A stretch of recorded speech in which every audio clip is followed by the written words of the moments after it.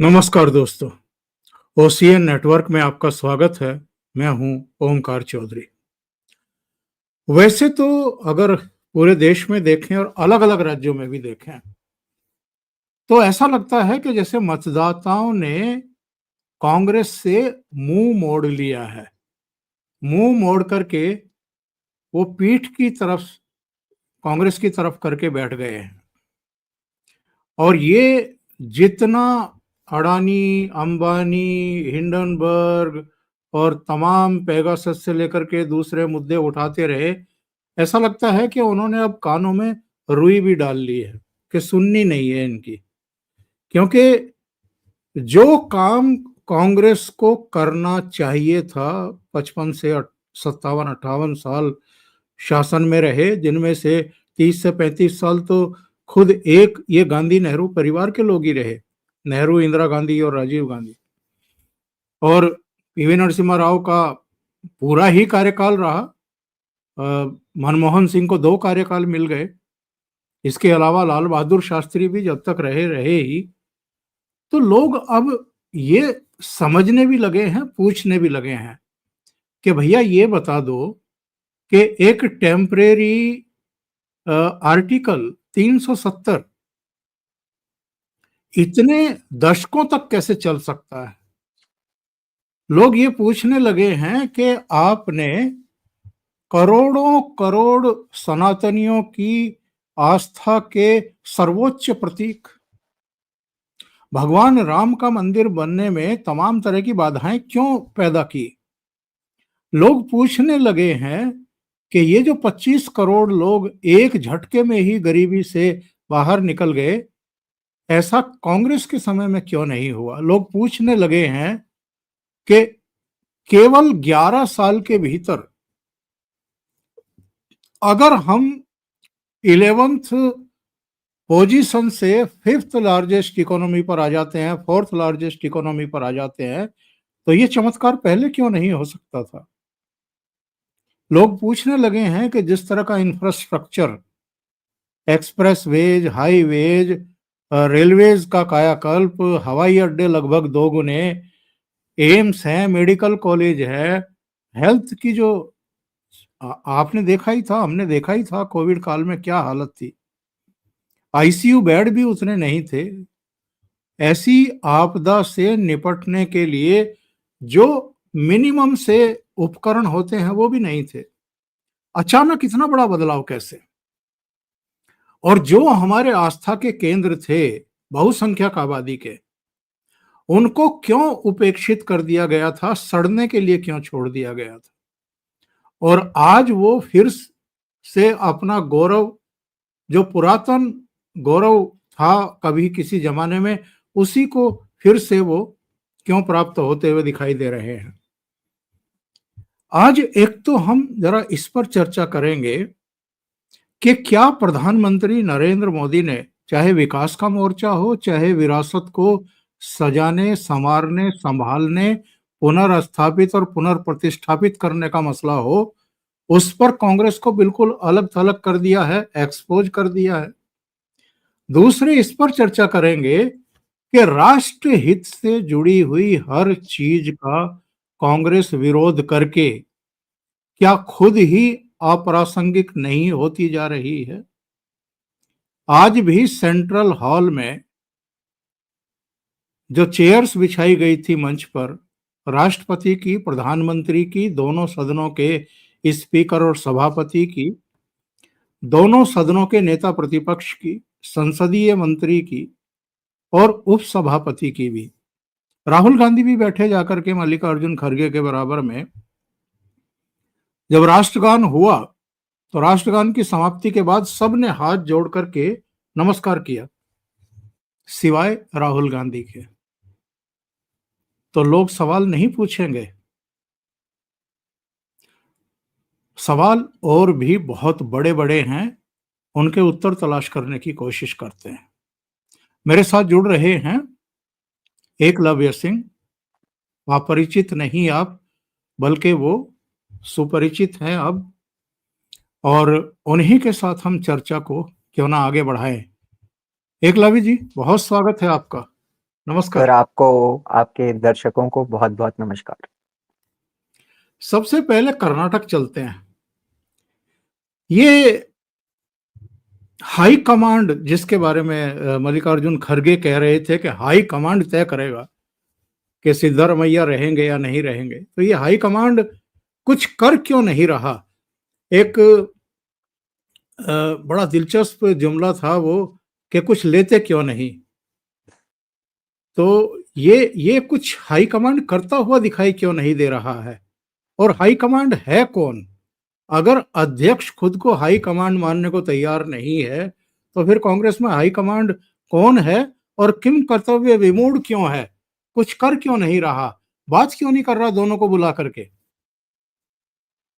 Sir, actually जो कर्नाटका की जो पॉलिटिक्स है, उसमें मतलब इंटरनली ज़्यादा डेप्थ में क्या चलता है, उसके बारे में उसका एक कोरिलेशन अगर मैं आपको बताऊं, हमारे राजस्थान में भी सर एक इसी तरह की सिचुएशन उत्पन्न हो गई थी जब 2018 के जब यहाँ पे चुनाव हुए सर और कांग्रेस पावर में आई, तो विधानसभा चुनाव जब हुए सर, तो यहाँ पे क्या था कि उससे पहले जो यहाँ पे प्रदेश अध्यक्ष थे वो सचिन पायलट जी थे। और 2013 में ही जब वसुंधरा राजे जी की यहाँ पे सरकार बनी थी, तो उसके ठीक बाद 2014 में सचिन पायलट जी को यहाँ पे प्रदेश अध्यक्ष बना के भेजा गया था। और जहां तक जिसे कहते हैं ना कि संगठन की सड़क पे जो लड़ाई लड़ने की बात होती है, वो उन्हीं ने लड़ी।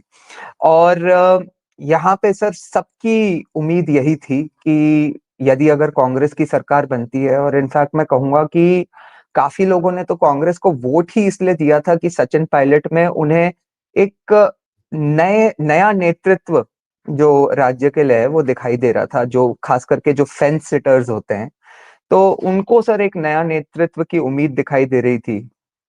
तो उस समय सर, लेकिन हमारे जो गहलोत जी हैं, तो उन्हें तो वैसे ही जादूगर कहा जाता है सर। और उनके मतलब उनके बारे में विचित्र बात यही रही है कि तीनों बार जब वो मुख्यमंत्री बने, तो उन तीनों बार ही वो कोई कांग्रेस के ना तो डिक्लेयर्ड कैंडिडेट थे और उनका नाम भी नहीं था सर।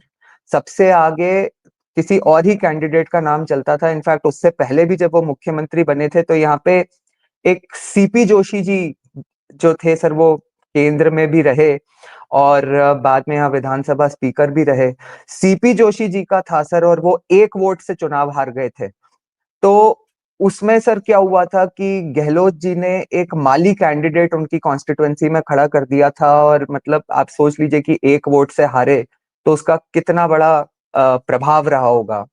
उसी तरह से सर, ये जो हम सो कॉल्ड हाई कमांड वाली जो बात कर रहे हैं सर, तो हाई कमांड में भी सर यही रहा फंडा कि उस समय 2018 में तो सोनिया जी काफी एक्टिव भी थी। तो जो यहाँ पे जो सुनने में आता है सर कि राहुल गांधी जी का मन जो है वो सचिन पायलट जी के लिए था, और अशोक गहलोत जी का के लिए सोनिया जी बहुत पर्टिकुलर थी उस समय में। उसका एक और भी रीजन था सर कि ये राजस्थान में जो सरकार बनने जा रही थी सर, उसमें क्या था कि क्योंकि सेंटर के अलावा काफी कम स्टेट्स में, मतलब सेंटर में तो नहीं थी कांग्रेस की गवर्नमेंट, उसके अलावा काफी कम स्टेट्स में, और वो भी छोटे छोटे स्टेट्स में सर कांग्रेस की सरकार रह गई थी उस समय। तो राजस्थान को एक कैश काउ की तरह यूज करना था कांग्रेस को अपने कई जैसे कहते हैं कि चाहे वो भारत जोड़ो यात्रा जैसे आंदोलन हो, जिनको वो मतलब आंदोलन स्वयं समझते हैं, तो उसके लिए सर एक अशोक गहलोत जी जैसा 2 बार का अनुभवी मुख्यमंत्री चाहिए था। तो ऐसा कहा जाता है, जो मतलब यहाँ की इंटरनली जो कांग्रेस की पॉलिटिक्स समझते हैं, अशोक गहलोत जी को इसीलिए बनाया गया। और उस समय भी सर ऐसा भी कहा जाता है कि सचिन पायलट जी को प्रियंका गांधी जी ने ये कह के कन्विंस करा था कि इनका करीब 2-2 ढाई साल का इनका टेन्योर रखा जाएगा, और जब 2.5 साल पूरे हुए, तो उसके बाद जब सर सचिन पायलट जी को किया हुआ कमिटमेंट पूरा नहीं किया गया, तो आपको ध्यान होगा कि किस तरह की चीजें यहाँ पे हुई। मतलब वो उप मुख्यमंत्री थे सर सचिन पायलट, उनके ऊपर सर अशोक गहलोत जी ने स्थितियां ये हो गई कि यूएपीए जो होता है सर उनके ऊपर लगा दिया गया, देशद्रोह के मुकदमे उनके ऊपर लगा दिए गए। मानेसर में क्या क्या हुआ था वो जाके यहाँ के एमएलए को ले जाके बैठ गए थे। उसके बाद अशोक गहलोत जी अपने साइड के एमएलए को ले जाके चार्टर प्लेन से जैसलमेर में 15-20 दिन के लिए बैठा दिए गए थे। तो अल्टीमेटली सर इनफैक्ट उसके बाद जब ये 2023 का जब विधानसभा चुनाव हुआ तो ये राजस्थान में, पूर्वी राजस्थान की जो करीब 28 सीटें हैं सर, जहां पे कि सचिन पायलट जी का इन्फ्लुएंस माना जाता है, जिसमें कि जब कांग्रेस की गवर्नमेंट जीती थी तो उन 28 में से 21 सीट कांग्रेस जीती थी। तो 2023 में जब वही चुनाव हुआ तो सर वो 21 सीट जो जीती थी उसमें से सिर्फ 7 ही सीट जीत पाए, क्योंकि सचिन पायलट जी एक्टिव ही नहीं रहे थे, क्योंकि जो उनके साथ कांग्रेस का सो कॉल्ड रवैया, मतलब सो कॉल्ड हाई कमांड का जो रवैया रहा, जो कमिटमेंट पूरा नहीं किया गया। उसी तरह से सर जो यहाँ पे सर कर्नाटका में भी जो है, जो डीके शिव कुमार जी हैं सर जी, जो संगठन पे जो पकड़ मानी जाती है वो डीके शिव कुमार जी की मानी जाती है। खास करके ये जैसे यहाँ पे अशोक गहलोत जी हैं तो डीके शिव कुमार जी वहां पे चाहे संगठन के लोगों को एकजुट रखना हो, अगर यदि कहीं पे सरकार बनने की बिगड़ने की प्रॉब्लम आती है तो एमएलए को मैनेज करना हो, वहां जो कांग्रेस संगठन के तौर पे जो पैसा रेज करती है, जो बिजनेसमैन से जो कॉन्टैक्ट्स होते हैं, उसमें डीके शिव कुमार जी ज्यादा स्ट्रांग माने जाते हैं। और ऐसा बताया जाता है कि जब इस बार भी कर्नाटका में सरकार बनी तो उनसे यही वादा किया गया था, क्योंकि ये सिद्धारमैया जी एक थोड़े से मतलब अनुभवी और एक पर्टिकुलर वोट बैंक उनके पास ज्यादा था, तो ये कहा गया था कि भाई अब इनकी उम्र हो चुकी है, ये इनका तो लास्ट ही है, तो 2-2.5 साल के लिए ये रह लेंगे और उसके बाद इनको अवसर दिया जाएगा। अब वहां पे भी यही सिचुएशन हो रही है सर, कि लगभग आप देख रहे हैं कि आधा कार्यकाल पूरा होने को आया है, तो इस तरह की बातें हैं और मतलब ये प्रॉब्लम शुरू हो गई है। और अब तो इस पे कोई डाउट ही नहीं है सर, जिस तरह की डीके शिव कुमार जी ने खुद ही प्रतिक्रिया दे दी है। मतलब एक तो होता है कि दूसरे लोग इस बारे में बात करते रहते हैं, लेकिन अब तो डीके शिव कुमार जी ने स्वयं कहा है कि भाई हमारी सीक्रेट डील हुई थी इस चीज को लेके। तो सर अब हाई कमांड की सर मुझे लगता है कि कहीं ना कहीं ये प्रॉब्लम हो चुकी है कि सोनिया गांधी जी जैसे जैसे सर आज भी मैं तो समझता हूं कि कांग्रेस में सबसे बड़ा व्यक्तित्व तो उनका ही है, लेकिन फिर भी सर उम्र के हिसाब से कह लें या जो भी ट्रांसफर ऑफ पावर के हिसाब से कह लें, अब राहुल गांधी जी इसमें ज्यादा एक्टिव हैं और उनका जैसे जैसे मतलब फेड अवे हो रहा है सोनिया गांधी जी का, मुझे लगता है सर कि ये जो ट्रेडिशनल मॉडल ऑफ कांग्रेस रहा है इसके बारे में राहुल गांधी जी को कोई ना उनकी ज्यादा इसको लेके पकड़ है, ना उनकी ज्यादा इसको लेके समझ है। वो तो बस मतलब अपने दिमाग में जो रखते हैं बस उसी के हिसाब से चलते रहते हैं। तो अब सर ये इस तरह की सिचुएशन को अगर मैनेज नहीं कर पाए तो एक जिसे कहते हैं ना सर कि हाई कमांड, अच्छा सर ये भी बड़ा इंटरेस्टिंग है कि जो प्रेसिडेंट हैं वो किसी और को ही हाई कमांड कहते हैं। मतलब ये एक गजब की बात होती है सर कि अध्यक्ष जो पार्टी के बने हुए हैं और वो अध्यक्ष उसी स्टेट के हैं सर। मुझे तो मतलब स्वयं, मुझे तो ऐसा लगता है कि वो स्वयं ही सोच रहे होंगे कि भाई मतलब ये इसकी डीके शिव कुमार और सिद्धारमैया की कुछ लड़ाई में अपने बेटे का कुछ फायदा करा दें। तो सर कांग्रेस बहुत कॉम्प्लेक्स पार्टी है सर, इनके जो पावर सेंटर्स हैं और उसमें सर और सर ये सिर्फ एक जगह, जैसे मैंने राजस्थान में क्योंकि मैं रहता हूं तो मैंने राजस्थान का एग्जाम्पल दे दिया, बट यदि आप जैसे अगर छत्तीसगढ़ भी उठा के देख लेंगे तो सर छत्तीसगढ़ में भी यही हुआ था, वो टीएस सिंहदेव जी को हर भी सब इसी, हर जगह, हर जगह। मध्य पंजाब में प्रदेश क्या में हुआ था? ज्योतिरादित्य सिंधिया जी गए सर, पंजाब में आपने कहा सर, पंजाब में भी बिल्कुल यही हुआ था। सिद्धू और अमरिंदर सिंह के बीच में क्या हुआ था? बिल्कुल सर। तो बिल्कुल जूतम पजार हुए थे। यहाँ ज्योतिरादित्य सिंधिया दिग्विजय से और कमलनाथ से इतने नाराज हुए थे, 22 एमएलए लेकर के चले गए। मैं ये जानना चाहता हूँ कि ये हाई कमान समय पर सक्रिय क्यों नहीं होता? जैसे बिहार में सीटों के बंटवारे का मामला था, ये जो गुड़ गोबर हुआ है वहां पर जो भी कुछ हुआ है, ठीक है, लोग मन बना चुके थे कि नीतीश को और मोदी को ही आगे करना है, उन्हीं के नेतृत्व में हमें बिहार को सौंपना है, वही बिहार का भला करेंगे। लेकिन और बेहतर परफॉर्मेंस हो सकता था इंडिया अलायंस का, अगर समय पर सीटों का बंटवारा हो जाता, तय हो जाता, संवाद होता, समन्वय होता। जिस समय ये सब झगड़े टंटे इनको निपटाने थे, तब राहुल गांधी मलेशिया और लैटिन अमेरिका के देशों में घूम रहे थे। वहां से आए तो उसके बाद फिर एक दलित आईपीएस ने सुसाइड कर लिया, चंडीगढ़ चले गए। फिर हरिओम वाल्मीकि के परिवार में चले गए, रायबरेली। फिर असम चले गए। मतलब इनके पास टाइम ही नहीं था फैसले लेने का और बात करने का।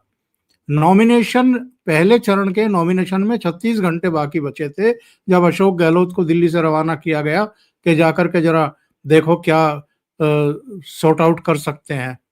तो ये क्यों हाई कमांड बने हुए, और ये हाई कमांड बने रहने के चक्कर में पार्टी का बेड़ा गर्क नहीं कर रहे हैं। सर देखिए, मुझे ऐसा लगता है कि ये जो कांग्रेस की मतलब कांग्रेस की लीडरशिप में जो समूचे विपक्ष की जो समस्या है, मैं इसको टू फोल्ड तरीके से देखता हूँ सर। एक तो ये है सर कि अगर मतलब यदि जिस विजन की ये बात करते हैं, मतलब लोगों की एक्सपेक्टेशन ये थी कि राहुल गांधी, हालांकि ठीक है मतलब 55 के हो चुके हैं, लेकिन फिर भी लोग उन्हें वो युवा ही समझते हैं। तो लोगों की एक्सपेक्टेशन ये थी सर कि जब ये कांग्रेस में जैसे जैसे लीडरशिप इनके पास आएगी, तो ये यंग और काबिल लोगों को आगे करेंगे। तो सर मैं समझता हूँ कि ये जो राजस्थान और मध्य प्रदेश में पर्टिकुलरली हुआ था, ये एक मतलब जिसे कहते हैं ना सर, मिस्ड गोल्डन अपॉर्चुनिटी, जो ज्योतिरादित्य सिंधिया और सचिन पायलट के साथ मतलब कांग्रेस ने किया। आई थिंक वो एक फिनोमिनल अपॉर्चुनिटी थी सर। अगर वो एक्चुअली उनको बना दिया जाता और वो परफॉर्म करके दिखा देते, तो इन स्टेट्स में सर देखिए, एक कांग्रेस के लिए एक अच्छी बात जो इन स्टेट्स में है अभी भी, राजस्थान हो, मध्य प्रदेश हो, और मतलब इंटरेस्टिंग बात यह है सर, जहां जहां ये कांग्रेस के हाई कमांड का इन्फ्लुएंस कम है ना, वहां पे कांग्रेस का संगठन बड़ा स्ट्रांग है। जैसे मैं मानता हूं सर कि हमारे राजस्थान में कांग्रेस का जो ग्रास रूट पे संगठन है वो काफी अच्छा है। और इसी वजह से सर यहाँ पे क्या है कि जो नेचुरल पावर सेंटर्स हैं वो काफी सारे हैं, मतलब चाहे अशोक गहलोत हो, सचिन पायलट हो, यहाँ के जो अध्यक्ष हैं गोविंद डोटासरा, एक यहाँ पे जो नेता विपक्ष हैं टीकाराम जूली, ये सब सर इंडिविजुअल पावर सेंटर्स हैं। और इन सबका धरातल पे अपना अपना एक रुतबा है, वोट बैंक है, संगठन पे पकड़ है। और वो इसीलिए है सर क्योंकि ये लोग बेसिकली हाई कमांड से कंट्रोल नहीं होते। तो सर अगर अब प्रॉब्लम यही है सर, क्योंकि ये लोग संगठन की नेतृत्व की जो संगठन पे पकड़ नहीं है, तो अगर पकड़ होती तो शायद ये मैनेज कर पाते कि यहाँ पे सचिन पायलट को बना दिया जाता। और सिमिलरली सर अगर वहां पे मध्य प्रदेश में पकड़ होती तो शायद ज्योतिरादित्य जी को बना के ये लोग अगर मैनेज कर देखिए लेते तो वो एक सर। देखिए प्रॉब्लम प्रॉब्लम दूसरी है। प्रॉब्लम ये है कि सचिन पायलट भी और ज्योतिरादित्य सिंधिया भी अच्छे ओरेटर हैं, अच्छा भाषण दे लेते हैं। अगर वो चीफ मिनिस्टर बना दिए जाते तो रोज उनको दो दो तीन तीन जगह, दो दो तीन तीन प्रोग्राम्स में जाना पड़ता, वहाँ भाषण देने पड़ते। भाषण देते तो वो और परिष्कृत होते। उनके पास एक मीडिया डिपार्टमेंट पूरा, एक उनके पास उनकी छवि को ग्लोरीफाई करने के लिए हर प्रदेश सरकार के पास फंड भी होते हैं और एक संचार डिपार्टमेंट भी होता है। तो आप अंदाजा नहीं लगा सकते कि ये जो हाई कमांड है ये कितना डरा हुआ है। सदन को क्यों नहीं चलने दिया जाता है, विपक्षी दलों के नेताओं को भाषण देने का मौका क्यों नहीं देने दिया जाता। इस पर प्रधानमंत्री नरेंद्र मोदी ने एक बार टीका की थी। उन्होंने कहा था कि कोई अगर चमक जाए, अच्छा भाषण दे जाए राहुल गांधी से, तो इनको डर रहता है कि कहीं उसका कद जो है वो राहुल गांधी से बड़ा ना हो जाए। तो इनके डर को आप मेरे विचार से गहराई से समझने की कोशिश करिए। नहीं, ये तो सर मतलब है ही इशू, लेकिन मैं समझता हूँ कि भाई उसको भी सर किसी ना किसी तरह से कंट्रोल करके एक मतलब एक मैसेज दिया जा सकता था सर, दो यंग लीडर्स को इंस्टॉल करके। क्योंकि जैसा कि मतलब कम से कम सचिन पायलट में दिखाई देता है अभी तक भी सर, कुछ ना कुछ मतलब मेरे ख्याल से इसी उम्मीद में टिके हुए हैं कि भाई राजस्थान में अपना नंबर लग सकता है। ज्योतिरादित्य जी को समझ में आ ही गया था, क्योंकि वो वहां पे उनका एक लिमिटेड सीन भी था। सर दूसरी इसमें, अब जो आपने जो बात कही, चलिए इसकी भी एक बात करते हैं सर। इसमें क्या है सर कि ये जो एसआईआर वाला भी जो अभी मुद्दा है ना, जो बिहार में चला, और मतलब उसका अंजाम क्या वो हुआ, वो हमने देखा सर। ये एक्चुअली मुझे ऐसा लगता है कि ये बेसिकली जो बैंकरप्सी ऑफ इश्यूज की वजह से जो ये फालतू के मुद्दे उठाते रहते हैं ना सर, उसकी एक कंटिन्यूटी है। आप देखिए कि सर 2014 में जब से मोदी जी आए, तब से इन्होंने मतलब मुद्दे क्या रेज करे हैं कि भाई हिंदू राष्ट्र बना दिया जाएगा, विदेश नीति नहीं आती मोदी को, अब ये उसको बर्बाद कर देगा। 2016 में वो सर्जिकल स्ट्राइक्स हुई तो वो उसको फर्जिकल स्ट्राइक्स कह दिया। डीमोनेटाइजेशन किया गया सर, जिसमें कि मतलब अपनी, और सर देखिए डीमोनेटाइजेशन से हो सकता है कुछ प्रैक्टिकल इश्यूज हुई होंगी, लेकिन उसमें इंटेंट गलत नहीं थी सरकार की, और ये लोगों ने समझा। लेकिन ये इसको ऐसे दिखाते रहे जैसे डीमोनेटाइजेशन तो कोई चुनाव जीतने के लिए किया गया था और मोदी की मंशा ही गलत थी, और उससे पता नहीं देश में कितने लोग मर गए। उसके बाद सर 2017 में जीएसटी आया तो ये बोलने लगे इससे छोटे व्यापारी खत्म हो जाएंगे, देश बर्बाद हो जाएगा। एयर स्ट्राइक्स करी गई तो बोलने लगे कौवे मर गए वहां पे। राफेल की बात, जब राफेल प्रोक्योर करा भारत ने तो कहने लगे कि चौकीदार चोर है। उसके बाद सर 2019 का चुनाव आया तो ये लोग ईवीएम की बात करने लगे, जैसे ही मतलब 300 सीट वगैरह होने लगा। उसके बाद सर अडानी अंबानी को लेके 50 तरह की बातें हुई, हिंडनबर्ग की रिपोर्ट करी गई। उसके बाद सर कोविड में भी आप देख लीजिए कि वो गंगा में लाशें बह रही हैं, बीजेपी की वैक्सीन, मोदी की वैक्सीन। राम मंदिर को लेके सर इन्होंने कहा कि उसके जो जो ट्रस्ट बनाया गया है उसमें घोटाला हो रहा है। इकोनॉमी डूबने के लेके वो भारत जोड़ो यात्रा में सर ये उनको लेके आ जाते थे, क्या नाम था उनका, अपने जो एक्स गवर्नर थे सर, नाम स्लिप कर रहा है मेरे माइंड से, जो अपने आरबीआई के जो गवर्नर थे ना सर, जो, हम्म। तो उनको उनको लेके सर इन्होंने बोला कि 5% भी अगर इकोनॉमी अगर ग्रो कर गई तो बहुत बड़ी बात होगी। फिर ग्रो कर गई तो वो मुद्दा चला गया। उसके बाद रमन सर, रमन रमन थे। सर उसके हम्म। बाद सर अपना ये आपने देखा होगा वो अभिव्यक्ति की स्वतंत्रता को लेके भी मतलब इस देश में जिस तरह का मतलब एजेंडा चलते रहा कि भाई कभी सुप्रीम कोर्ट के जजेस बैठ के प्रेस कॉन्फ्रेंस कर रहे हैं, फिर वो सर हंगर इंडेक्स हो चाहे वो हैप्पीनेस इंडेक्स हो, 80 करोड़ लोगों को राशन फ्री में दे रहे हैं तो इसका मतलब 80 करोड़ लोग इस देश में भिखारी हैं। मतलब सर अच्छा बेरोजगारी का सर ये लोग मतलब मुद्दा उठाते रहते हैं, वो चला नहीं। किसान आंदोलन में कहां कहां से फंडिंग आ रही थी और किस तरह के लोग उसमें इन्वॉल्व हो रहे थे वो हमने देखा। वक्फ अमेंडमेंट बिल को इनने पकड़ लिया। 240 पे मोदी आ गया तो ऐसे दिखा दिया कि भाई जैसे कांग्रेस जीत गई और बीजेपी हार गई।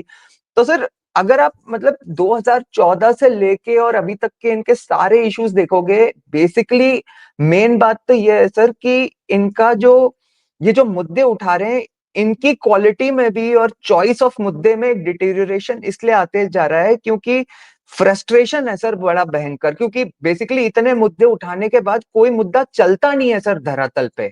आज मतलब ये जो 240 वाला भी जो हुआ सर कार्यक्रम, मुझे लगता है कि इसमें मोटा मोटी तो सर जो अपनी समझ है वो यही रहा सर कि एक तो जो वहां पे जो लोकलाइज्ड इश्यूज थी, जो लोकल एमपीज वगैरह के अगेंस्ट जो थोड़ी एंटी इनकम्बेंसी थी, थोड़ा सा जो ओवर कॉन्फिडेंस हो गया, जो बीजेपी के और आरएसएस के समन्वय में जो थोड़ी बहुत इशू रही, इस तरह की। जैसे सर कई लोग आपने सुना होगा कि कहते हैं कि एक ये बहुत बात होती है सर कि वो जो डीप फेक वीडियो एक अमित शाह जी का चल गया था आरक्षण और संविधान वाला, तो मुझे लगता है सर कि उसमें भी आप देखिए कि वो संविधान बदल देंगे वाली बातें तो कुछ बीजेपी के लीडर्स ने करी थी। ये एक तो लल्लू सिंह जी जो अपने वो फैजाबाद वाली जो कॉन्स्टिट्युएंसी है सर जहां अयोध्या भी है, वो हारे तो वो भी लल्लू सिंह जी ने करा था। उनका क्या रवैया था वहां के लोकल लोगों के साथ ये हमने देखा था सर।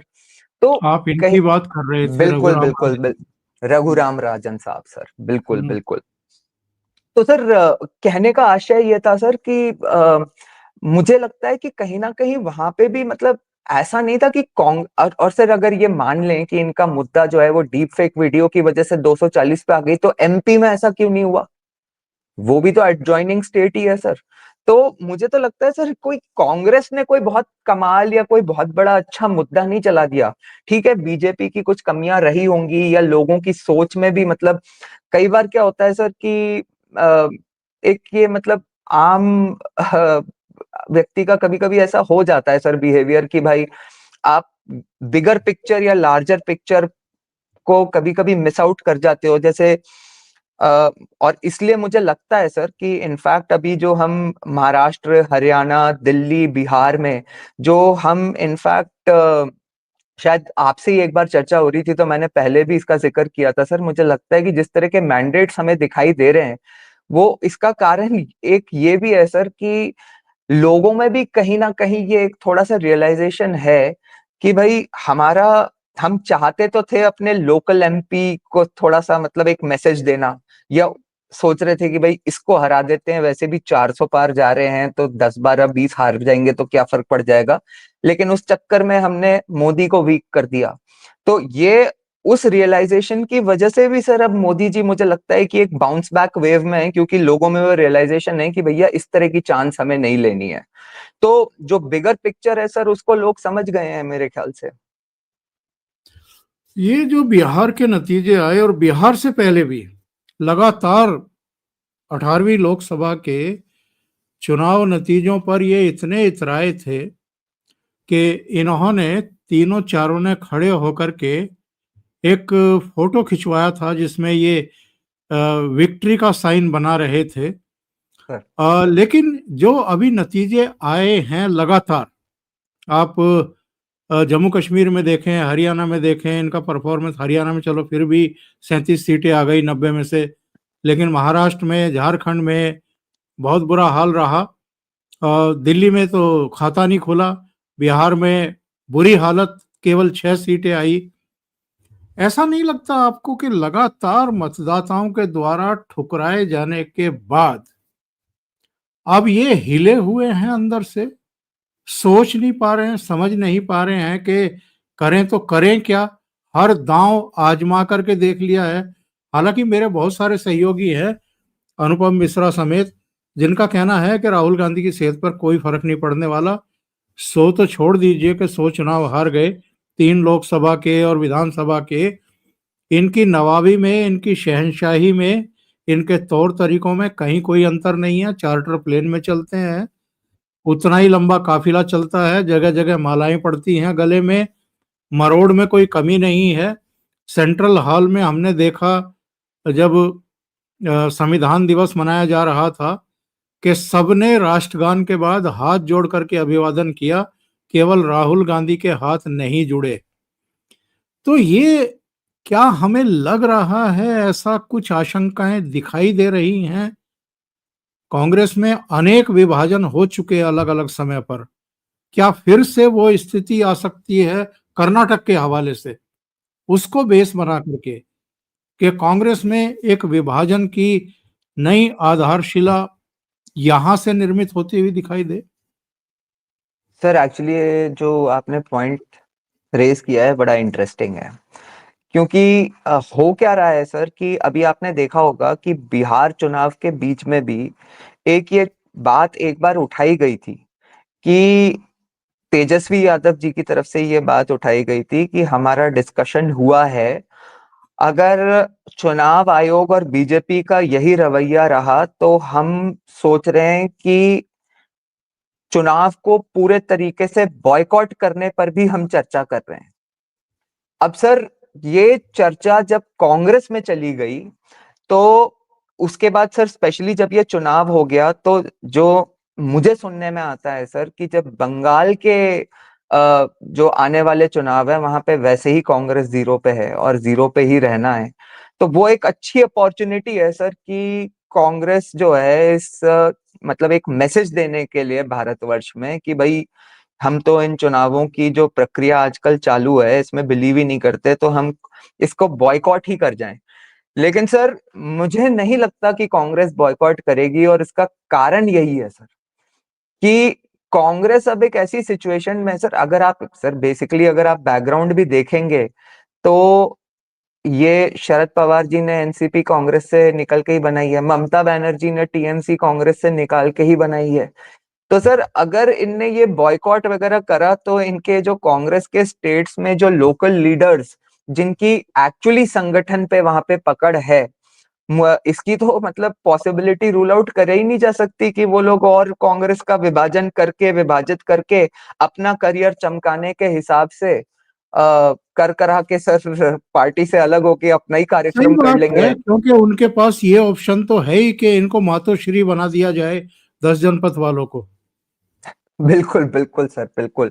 तो सर मैं तो मतलब काफी श्योर हूं कि कांग्रेस, लेकिन ये बात सर अनुपम मिश्रा जी की ये बात सही है कि जो, और इसके दो एस्पेक्ट्स हैं सर, कि राहुल गांधी जी और जो बेसिकली जो पूरा गांधी परिवार है ये रहता एक राज परिवार की तरह ही है, मतलब स्वयं अपने रुतबे को, अपनी सारी चीजों को एक राज परिवार की तरह ही समझते हैं और ये जानते हैं कि भाई मतलब कुछ भी हो इस देश में नहीं नहीं करते तो करीब 90-95% मुसलमान आबादी और उसके अलावा जो मैं मानता हूं सर कि 15-20% तो हिंदुओं में भी इनका कमिटेड वोट बैंक है ही।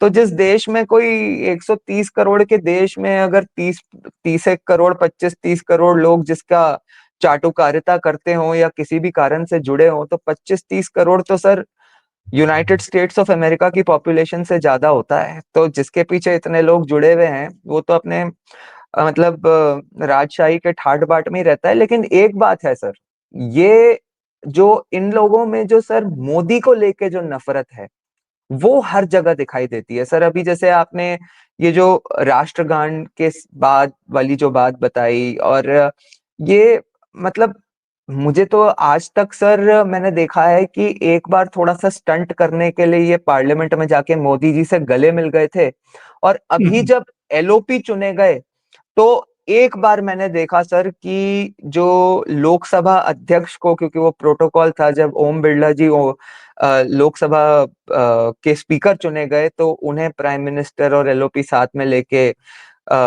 मंच तक लेके गए थे, आसन तक लेके गए थे। परंतु उसके अलावा सर मैंने कभी ये भी नहीं देखा कि, मैंने तो देखा सर बड़ी बड़ी दुश्मनों में भी, जब मैंने देखा है सर कि कई बार लोगों के कोर्ट में केसेस चलते हैं और इस तरह की चीजें होती रहती हैं, लीगल बैटल्स एक दूसरे से लड़ते रहते हैं, तो उसमें भी मैंने देखा है सर कि एक समय के बाद जो कटुता होती है ना वो कम हो जाती है। लोग एक मतलब बेसिक व्यवहारिकता तो आपस में बना ही लेते हैं। परंतु सर गांधी परिवार के मन में ये तो है सर कि जिस तरह से उनका जो मतलब राज पे जो ग्रहण लगाना, अपने मतलब देश को अपनी पर्सनल जागीर समझ के बैठे हुए थे, ये तो सर मतलब उनको समझ में आ ही गया है कि अब एक व्यक्ति एक उस आसन पे जो विराजमान हो गया है उसके जीते जी, और मोस्ट प्रोबेबली वो एक ऐसी विरासत छोड़ के जाएगा कि उसके बाद भी इन लोगों का उस कुर्सी पे बैठना बहुत मुश्किल है सर। क्योंकि आप सर, संविधान संविधान दिवस के मौके पर ही इन्होंने मल्लिका अर्जुन खड़गे का करीब 4.5 मिनट का, 4.75 मिनट का एक वीडियो जारी करवाया। सर उसका एक हिस्सा जरा सुनवाता हूं दर्शकों को। जी जो आप कह रहे हैं उसकी पुष्टि होती है कि ये लोग किस कदर किल से हुए हैं प्रधानमंत्री नरेंद्र मोदी से। उन्होंने कही थी। आज मोदी जी हमें कॉलोनाइजेशन के खतरे में पर लेक्चर दे रहे हैं, पर ये वही विचारधारा के लोग हैं जिन्होंने आज़ादी की लड़ाई में, राष्ट्रीय आंदोलन में एक मिनट भी देश की जनता का साथ नहीं दिया, उल्टा अंग्रेजों की गुलामी की, और वो गुलामी ही में जीना चाहते थे। देश की जनता जान चुकी है कि संस्थानों को कौन चोट पहुंचा रहा है। ये बीजेपी आरएसएस के लोग संविधान की धज्जियां उड़ाने में व्यस्त है। इसीलिए आज संविधान के प्रति इनका ये सम्मान केवल दिखावा है, ढोंग है, और लोगों को बताने के लिए ये काम कर रहे हैं। इन्होंने ही संविधान की प्रतियां जलाई थी।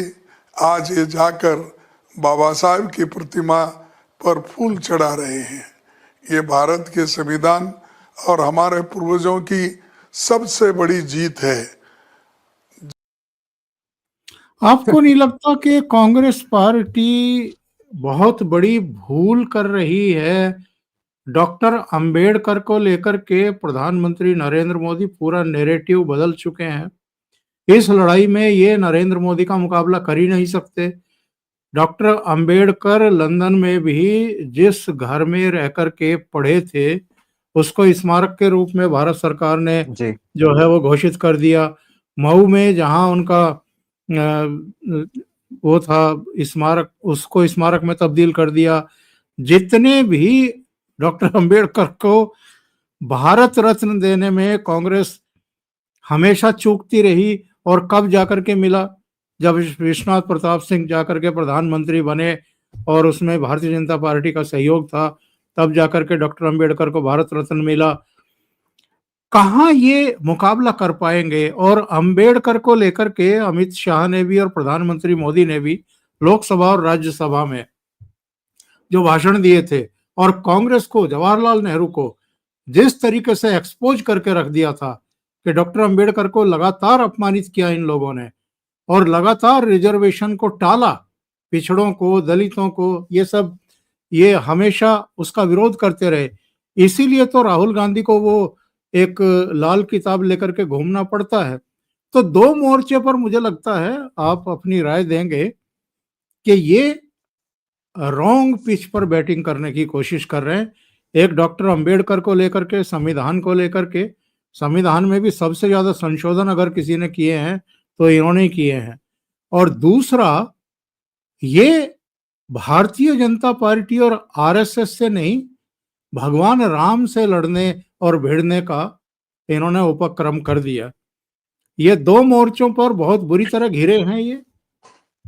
सर देखिए, मुझे ऐसा लगता है कि अगर इसको एक आम व्यक्ति की दृष्टिकोण से देखा जाए, बेसिकली बाबा साहब अंबेडकर से जो इनका नया नवेला प्यार है और प्रेम जो हमें दिखाई देता है, वो तो सर एक तो मतलब दलित वोट बैंक के लिए, और उसमें पर्टिकुलरली सर अब आप देखिए कि ये जो संविधान से जो बात करते हैं, वो जो लाल पुस्तक ये अपने हाथ में और अपने सीने पे लगाए घूमते हैं, तो सर अभी खड़गे जी संवैधानिक संस्थाओं के बारे में बात कर रहे थे।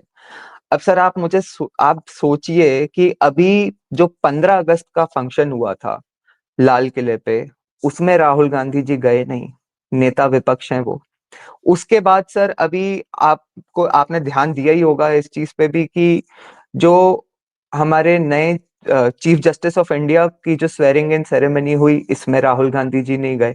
और राहुल गांधी जी यही थे सर, ऐसा नहीं है कि कहीं और थे, क्योंकि कल ही सुबह जब वो स्वेरिंग इन सेरेमनी हुई तो उस समय उसी वक्त सुबह सचिन पायलट की और राहुल गांधी की कुछ 1.5-2 घंटे की मीटिंग हुई है, जिसकी राजस्थान में बहुत चर्चा रही।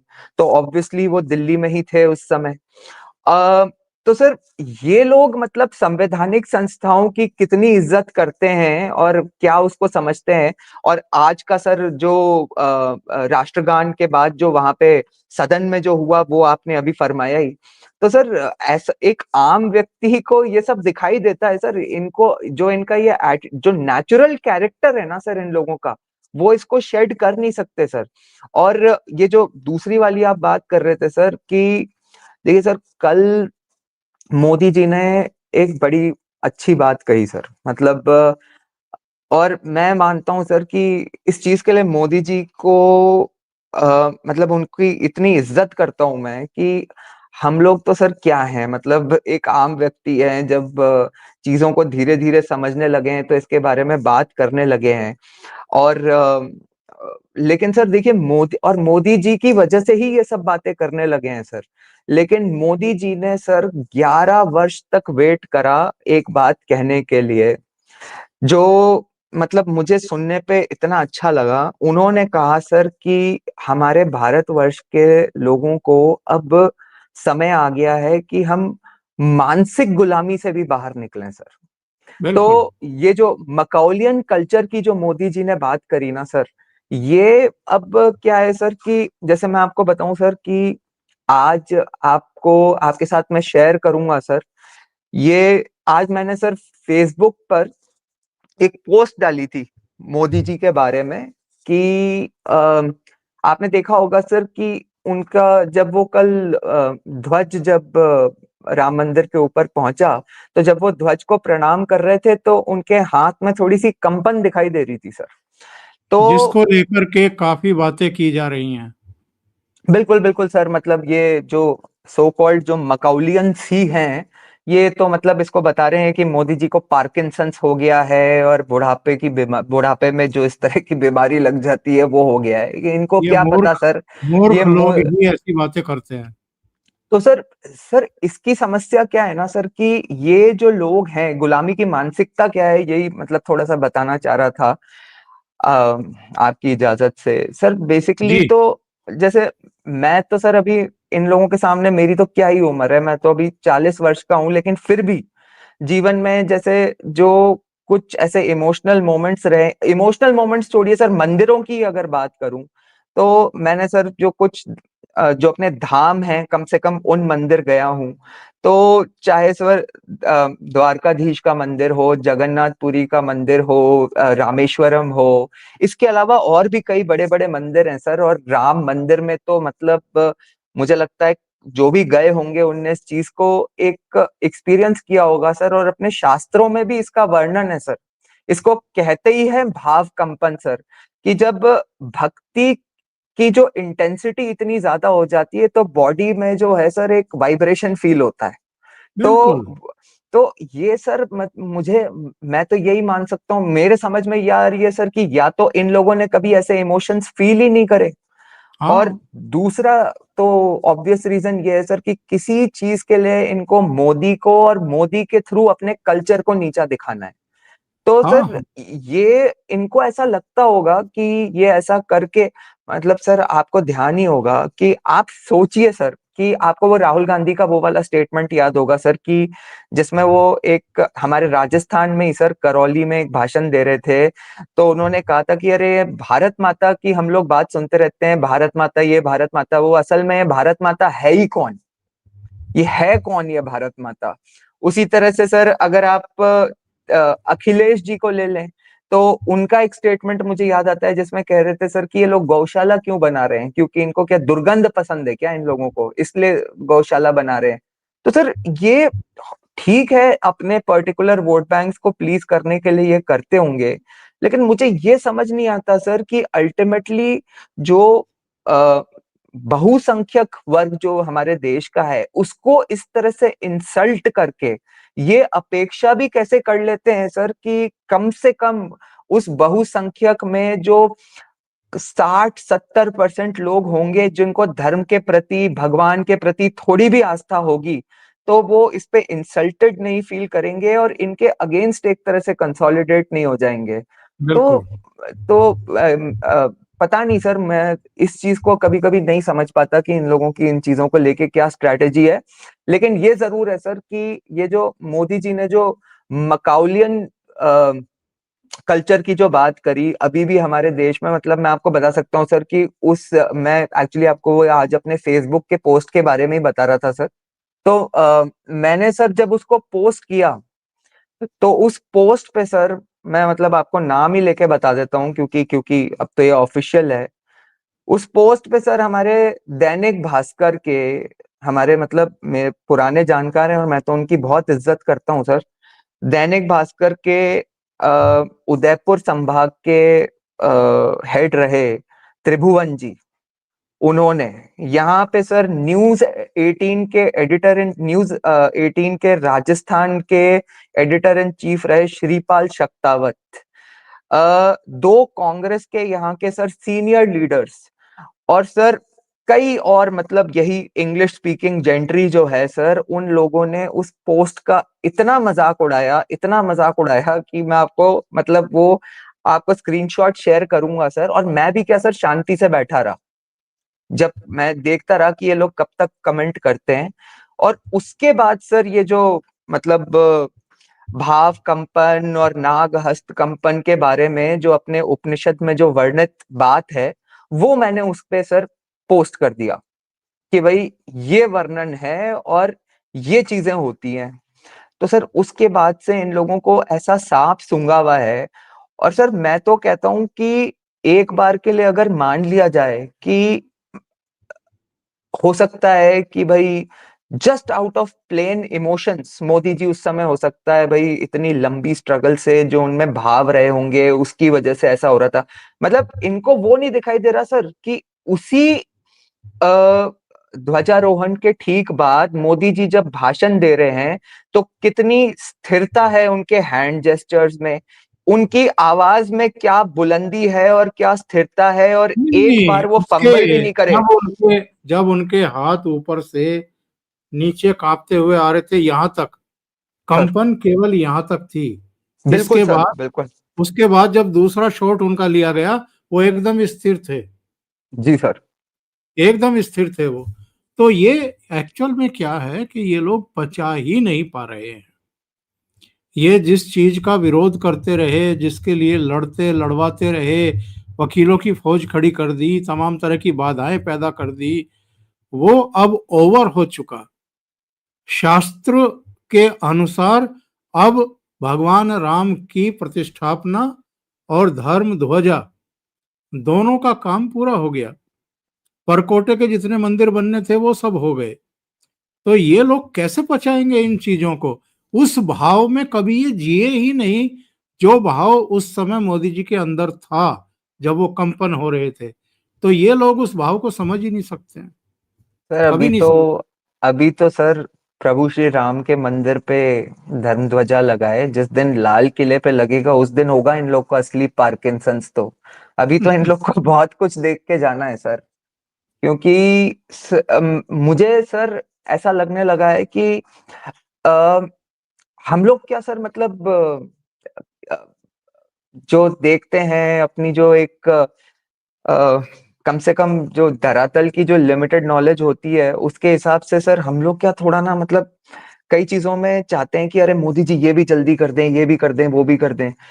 इनफैक्ट सर मैं तो कहूंगा कि ये जो 300 से 240 पे जब बीजेपी आई ना, तो उस समय भी सर थोड़ा इस चीज का मैं समझता हूँ कि कई लोगों को ये रियलाइजेशन हुआ होगा कि मोदी जी क्यों एक स्ट्रैटेजी लेके वन बाय वन धीरे धीरे कई काम कर रहे हैं। शायद उस समय लोगों को समझ में ये भी आया होगा कि किसान आंदोलन के कारण क्यों उन फिनोमिनल जो, मतलब 3 जो किसान के कानून बनाए गए थे उनको क्यों मोदी जी ने वापस लेने का निर्णय किया। तो किस तरह के सर, मतलब चीजें चलती रहती हैं। और तो ये जो मोदी जी में जो धैर्य से काम करने का, एक लंबी स्ट्रैटेजी लेके काम करने का जो उनका तरीका है ना सर, मुझे तो अब आई एम प्रीटी श्योर कि यही उनकी सबसे बड़ी ताकत है। बहुत बहुत और धन्यवाद एकलव्य जी जुड़ने सर के लिए और सर इतने महत्वपूर्ण मुद्दे पर चर्चा करने के लिए। और दर्शकों से भी निवेदन है, अगर आपको ये चर्चा अच्छी लगी है तो लाइक जरूर करें, इस वीडियो को फॉरवर्ड करें, शेयर करें अपने मित्रों को और ग्रुप्स में भी। अभी तक अगर ये चैनल आपने सब्सक्राइब नहीं किया है तो सब्सक्राइब जरूर कर लें, साथ में लगे बेल आइकॉन को दबा दें। बेल आइकॉन में भी ऑल वाला बटन दबाएं।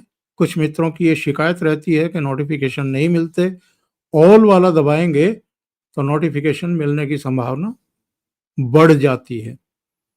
बहुत बहुत धन्यवाद सभी का जुड़ने के लिए और एकलव्य जी का भी बहुत बहुत धन्यवाद। प्रणाम नमस्कार। सर।